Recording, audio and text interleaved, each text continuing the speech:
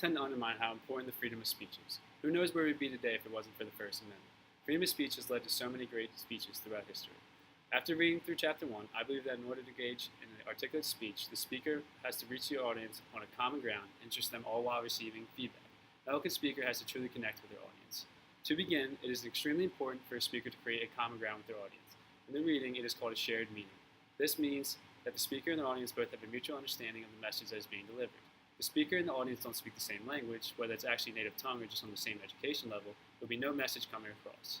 Another way a speaker can be eloquent is to be transactional, meaning they have the ability to both give and receive while giving a speech. While giving a speech, the giver must be able to receive feedback as they speak. Most of the feedback is non-verbal, making this very difficult. For example, if a speaker is trying to be funny in a part of the speech and the audience doesn't respond with laughter, they would have to adapt to the audience and maybe not use that specific humor that they used before.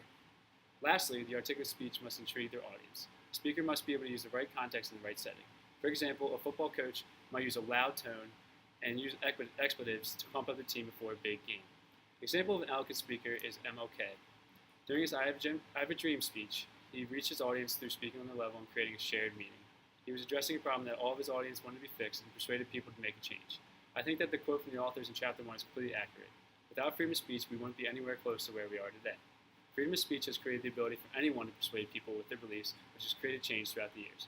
To recap, an articulate and eloquent speaker must be on the same level as the audience, as well as be able to receive feedback, all while using the appropriate context. He set up the speaker to persuade their audience. Eloquent speeches have led to the type of the world we live in today.